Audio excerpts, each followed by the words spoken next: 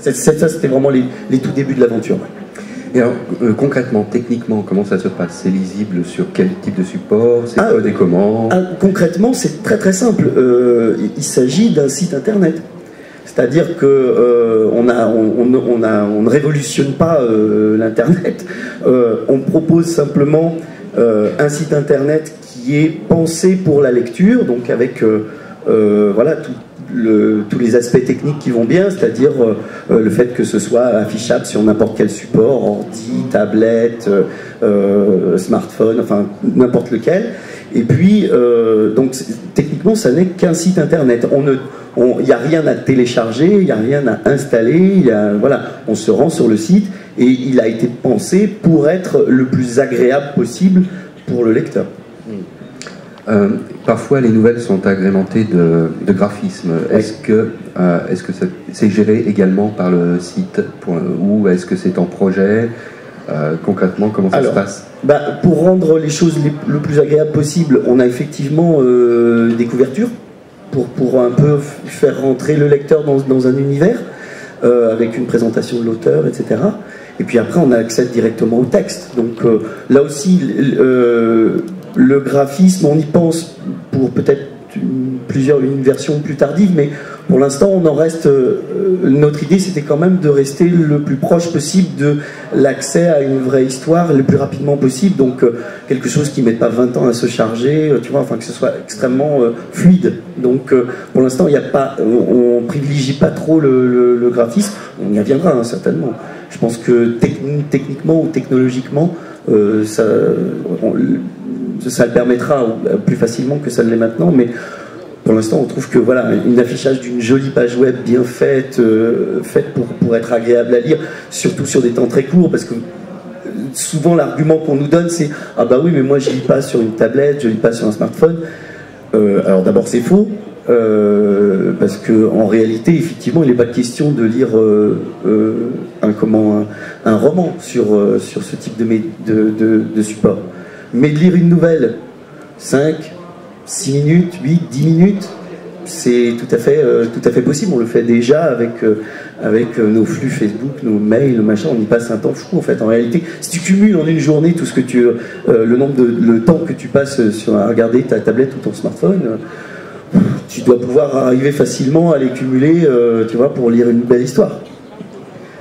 Après, il y a aussi un autre point, c'est la question de l'édition numérique. Généralement, quand on a des ouvrages qui sont imprimés et dont l'éditeur propose une version en numérique, bon, EPUB, PDF, on se retrouve toujours avec quelques querelles concernant les droits d'auteur, et notamment aussi liées au prix de vente du roman ou de la nouvelle, qui semble toujours disproportionné finalement par rapport au coût de fabrication d'un livre papier.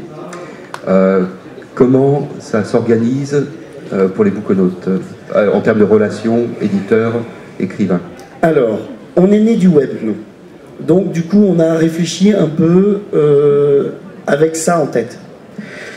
L'idée était d'être le plus correct possible, puisque finalement, l'auteur est notre fournisseur de contenu. Voilà. Que eux, sans nous et nous sans eux, nous ne sommes rien. Et donc, d'un point de vue économique, on a trouvé une solution extrêmement simple, c'est-à-dire qu'il y a une belle partie des droits qui sont reversés aux auteurs. Voilà, une très bonne partie même, on va dire.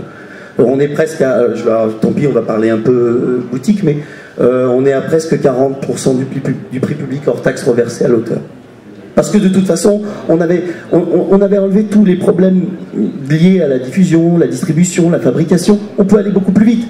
Donc pourquoi reverser une petite partie à l'auteur, alors qu'en fait c'est lui qui est quand même le principal fabricant de notre contenu. Donc on s'est dit, bah non, on va mettre le maximum possible.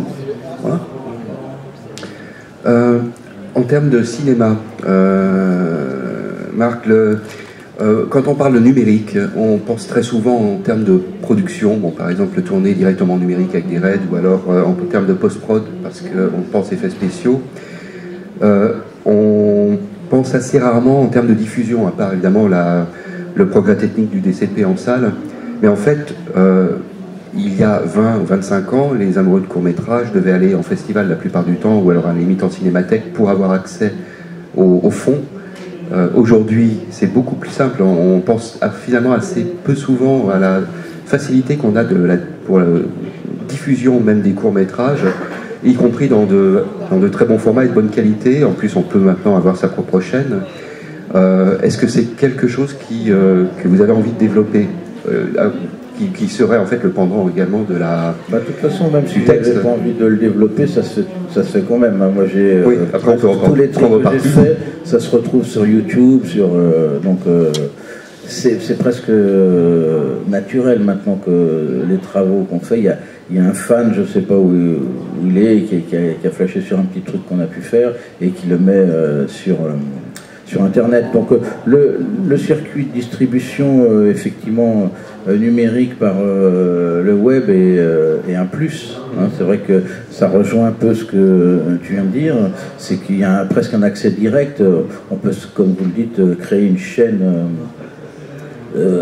et mettre ses petits films à lui ou Instagram. Enfin, il y a vraiment des circuits de diffusion comme ça qui est du producteur au consommateur, comme on dit. Hein. Donc ça, c'est un plus. Comme il y a aussi des outils qui existent maintenant, des outils numériques où on peut carrément faire un film tout seul sur son ordinateur. C'est vrai qu'il y a un genre de rapport comme ça à la création et à la diffusion qui est vraiment beaucoup plus simple. Et je trouve que c'est vrai que cette facilité de diffuser ce qu'on fait permet justement un aspect qui m'intéresse beaucoup, moi, dans l'aspect court, c'est-à-dire qu'on va pouvoir tester des choses et on n'a pas de contraintes. Et on n'a pas de contraintes mercantiles et on n'a pas non plus, on a aussi la possibilité d'apprendre son métier.